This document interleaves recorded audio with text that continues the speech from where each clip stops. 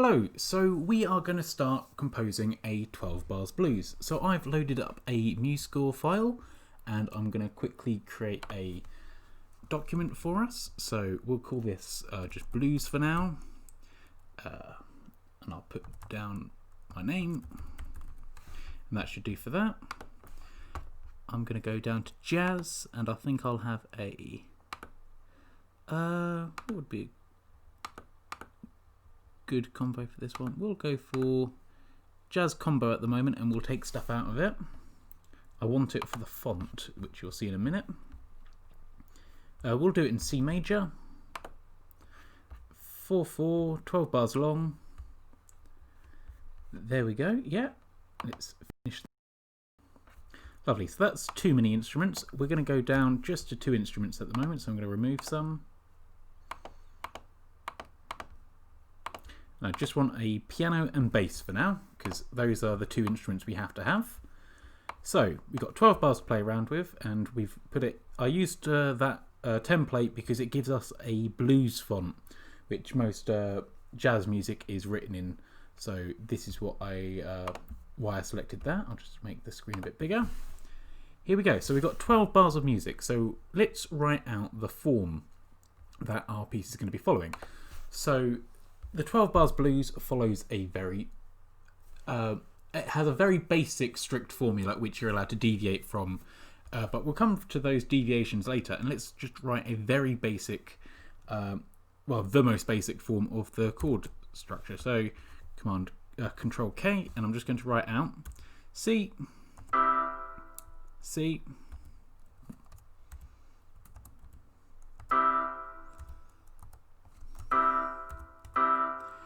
so 4 bars of the 1 chord, which in this case is C, 2 bars of the 4 chord, which in this case is F, back to the 1 chord, then we go 5, 4, 1, 1.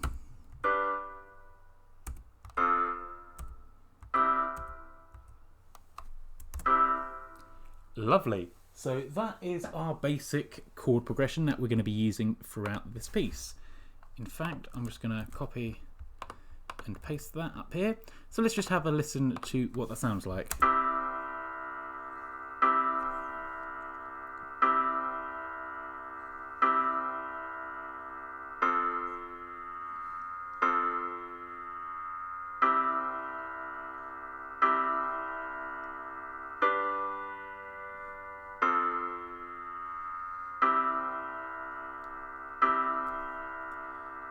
Now, it shouldn't actually be playing any music. That's just because MuseScore has the option to play the music as you do that. So when you actually click on play it, it won't make those sounds. So we actually have to write that in ourselves. So here we go. We are going to create the most basic backing for this for now. So let's load up some semi-breathes, and we're just going to fill out the held note of the chord. So here's C, we'll just hold that for C, C, F, F, C, C, G, F, C, C. Lovely. And we'll probably do the same thing for up here.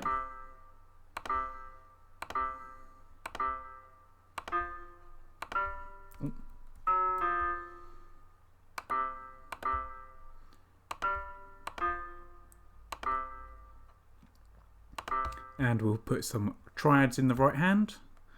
I think I'll voice it like this. And I'm going to copy and paste that just to save some time.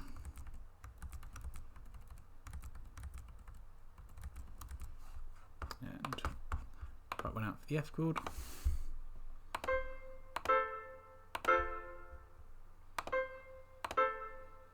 Do it again for the F chord. And we'll change this later, so I'm just going to have a bit of bad voice leading for now. But this is our chord progression.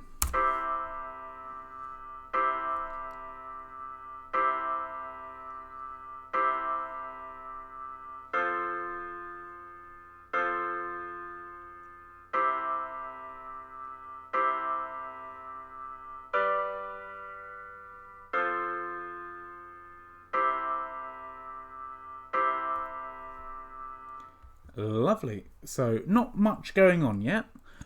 We need to add in a few more features. Firstly, let's add in the rhythmic features. So we have the jazz element we need syncopation against something that keeps the time, and traditionally that is the bass.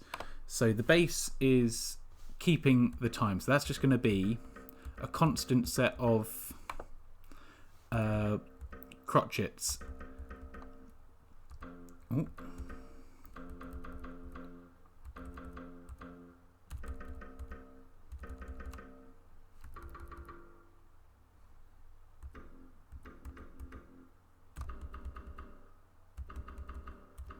Let's bump that down a bit too low, so I'm going to jump that up. There we go. So that is a very simple bass part, and it has to stick to that kind of rigid on the beat. So no swinging in the bass part just yet. Maybe later. And in the upper part we need some syncopation, and I think the most simple form of syncopation, or way to make this slightly more syncopated, is a dotted crotchet tied to followed by a crotchet a quaver tied to a minim, and we'll tie that over. There we go. So that's the basic rhythm, and we need that rhythm up here as well. So I'm gonna have to rewrite all these chords now.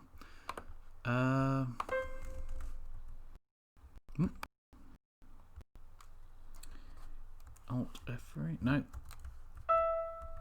Just get some notes on there. There we go.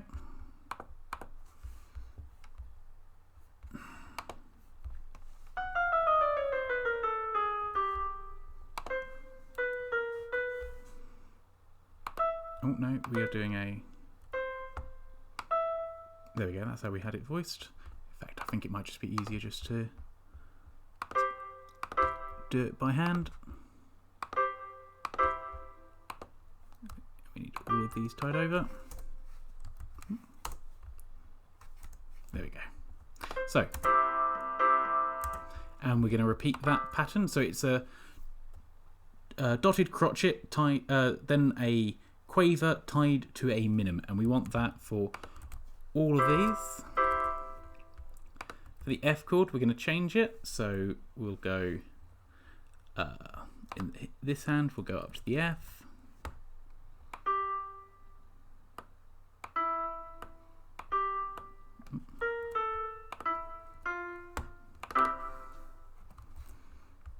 And we'll do that again. And we go back to C. I'll nick the F, C, C from here. Meaning we just need to change this G chord.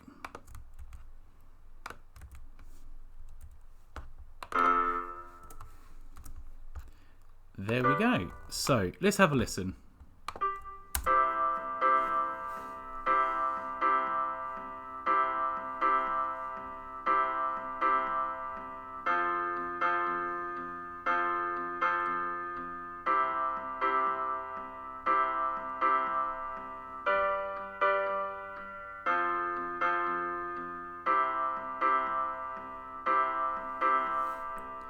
Lovely. So the reason we need syncopation against a non-syncopated bass is that it allows us to get that nice syncopation feeling around about here. So halfway in between this, these two crotchets comes this quaver.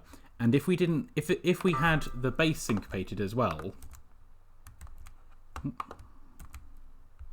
like so, then it's not syncopated against anything. You need that comparison of a straight melody and a syncopated one for the kind of rhythmic contrast. So that is the rhythmic element added into it. Let's add in a bit of harmonic interest. So the most simple way to do that is to make all the chords that are major dominant. So instead of C, we're going to have C7. And we're going to do this for all the chords. In fact, just to save time again, I'm going to copy and paste them all again.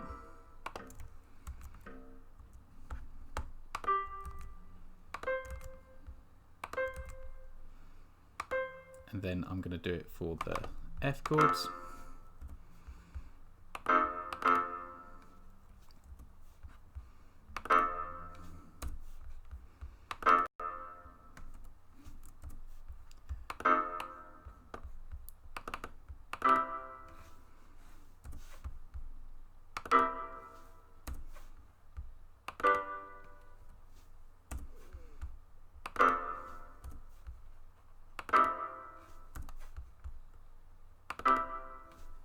So that makes all the chords have a bit more dissonance. You're going to have that in the C7 chord, it's going to be the B flat in there, and that just adds a bit more flavour to the chord. So we need to actually show this because that's just the chord symbol. This is still the C major triad here. So we can change that just by adding in a note. So let's add it in the bass. So here we'll have, or in the bass hand of the piano rather. So we'll double it up and we'll have that B flat in the upper hand as well. There we go, there's the B flat, and we'll add in there, and so if you listen to this one chord, that adds in that dominant seventh. And we'll repeat this for the other chord. Oh, no. Oh, I'm not at the top. That'll be why. No matter, I can put it in here. I'll bump this down for now and add in the seventh on top.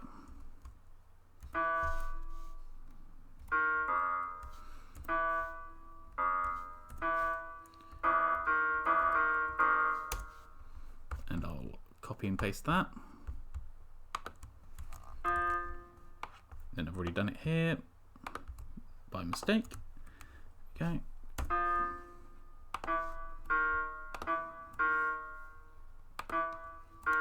And then I'll just tie these over.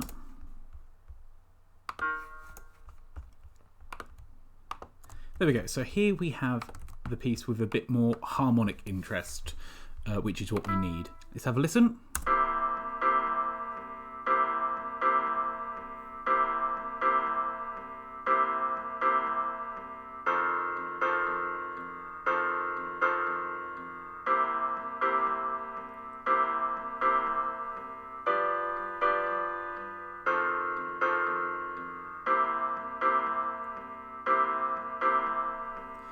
Lovely, so that's the harmony for one part, that's it in the piano.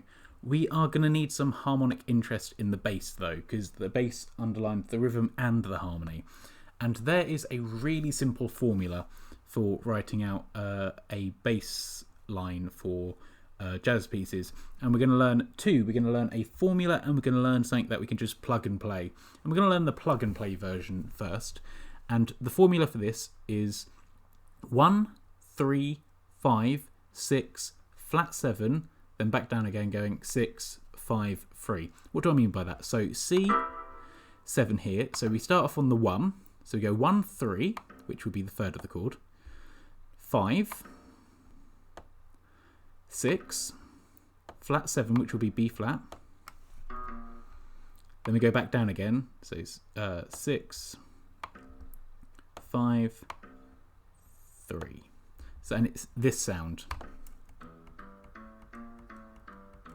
which might be familiar. And once you get to the point where you repeat it, we'll just do it again, but over the, repeat the 2-bar pattern. We'll do the same for this F here. So I might move this down the octave. So 1, 3, 5, 6, flat 7, which is E flat, then back down again, and then we go back to the C chord here. I could just copy and paste this, in fact I will. So this is a 2-bar pattern that we're using here. What we need to remember is that when we get to something that only lasts, I can actually fold in these parts. Ooh.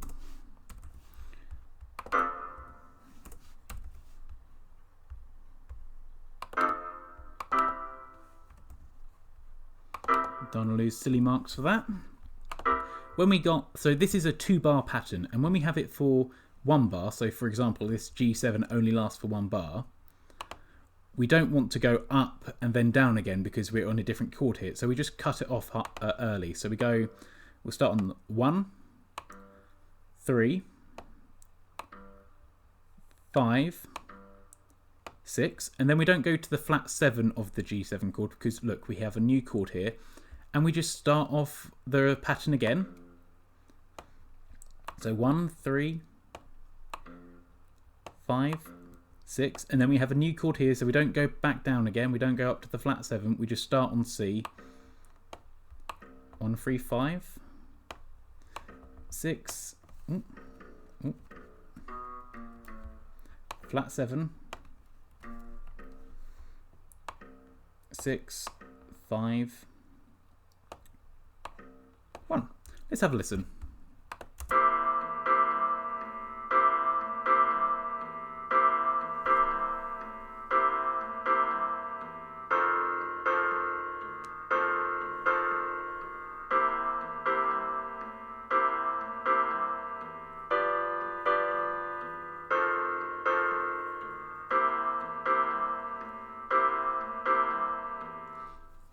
So this is a very simple accompaniment rhythm and pattern for our bass and piano.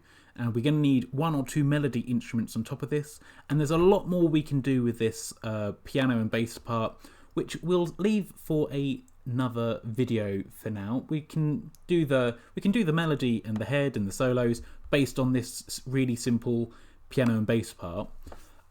So just the things to take away from this one are you need to write out the chord symbols and the 12 bars blues chord pattern is 1 1 1 1 4 4 1 1 5 4 1 1 and work out whatever key that is in. Make those chords all dominant to give that more jazzy feel. We need syncopation in the piano and non-syncopation constant rhythm in the bass. So I recommend crotchets in the bass, and this rhythm's a good one to get started. This dotted crotchet quaver tied to a minim to add in that rhythmic interest. And then for the bass, I recommend adding in that 1 3 5 6 flat 7 6 5 3. Then change whenever you change chord, start on that as the new 1. And if you get a quick change like here,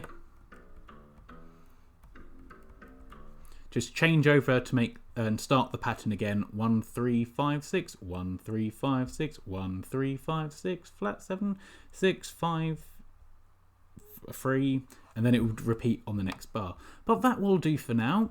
So we'll end this video here with a really basic piano and bass accompaniment figure.